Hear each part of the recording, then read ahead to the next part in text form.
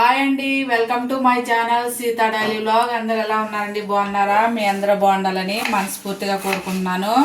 ఈరోజు నేను ఎగ్ బుజ్జి చేస్తున్నా అండి. దానికి ఒక 3 టమాటాలు కోస్తున్నా మీడియం సైజు, అలాగే ఒక 5-6 పచ్చిమిరపకాయలు, ఒక 5-6 ఎల్లిపాయ రెబ్బలు ఇలా ఒలిచిపెట్టాను, ఒక 2 ఉల్లిపాయలు అనమాట. వీటన్నిటిని సన్నగా కట్ చేసుకోవాలి. ఫస్ట్ 2 టమాటాలు కట్ చేశాను, ఇప్పుడు ఇది 3వది ఇలా సన్నగా అన్నీ కట్ చేసుకోవాలి. పచ్చిమిరపకాయలు కూడా ఇలా సన్నగా కోసుకోవాలి, అలాగే ఉల్లిపాయ కూడా సన్నగా ముక్కలు కోసుకోవాలి. మనం ఎంత సన్నగా కోసుకుంటే అంత మెత్తగా తొందరగా ఉడికిపోతుందండి. మీకు వచ్చినట్టు సైజులో కోసుకోండి. సన్నగా ఇలా సన్నగా కోసుకోవాలి. ఎల్లిపాయలు కూడా ఇలా సన్నగా కట్ చేసి పెట్టుకోవాలి. మంచిగా ఇలా ముక్కలన్నీ మొత్తం కట్ చేసుకొని పెట్టుకొని కూర చేసుకుందాం. స్టవ్ వెలిగించి ఒక కంచుడు పెట్టాను. దాంట్లో ఇప్పుడు ఒక 2 స్పూన్ల నూనె వేస్తున్నా. ఫుల్గా నూనె వేయడనిద్దాం. నూనె హీట్ అయింది. ఇప్పుడు మనం కట్ చేసుకున్న ఉల్లిపాయలు వేసుకుందాం. ఉల్లిపాయలు మంచి రంగు వచ్చేలాగా ఫ్రై చేసుకోవాలి. ఉల్లిపాయలు కొంచెం ఇలా ఫ్రై అయ్యాక పచ్చిమిరపకాయలు ఒక 3 వేసానండి నేను, అలాగే ఎల్లుల్లిపాయలు ఇవి కూడా కొంచెం ఫ్రై అవ్వాలి. ఉల్లిపాయలు ఇలా వేగిపోయినాయి. ఇప్పుడు ఇందులో ఒక 1/2 స్పూను పసుపు వేసాను.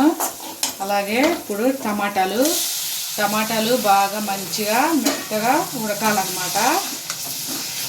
కలిపేసుకొని మూత పెట్టేసి టమాటాలని మెత్తగా సాఫ్ట్ చేసుకుందాం.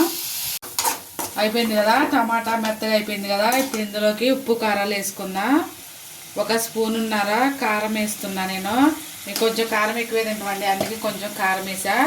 ఉప్పు కారాలు మీ టేస్ట్ తగ్గట్టు వేసుకోండి. 1/2 స్పూన్ ఉప్పు, అలాగే 1/2 స్పూన్ ఏమో జీలకర్ర పొడి, 1/2 స్పూన్ ఏమో ధనియాల పొడి.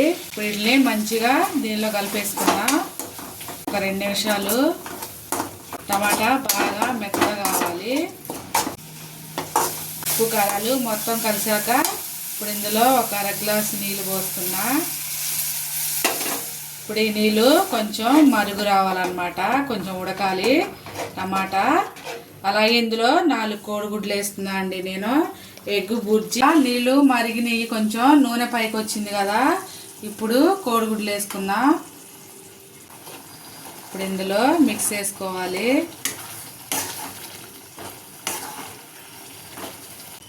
కొంచెం సేపు ఉంచి ఆ తర్వాత కలుపుదాం. ఇలా మంచిగా కలిపేసుకోవాలి.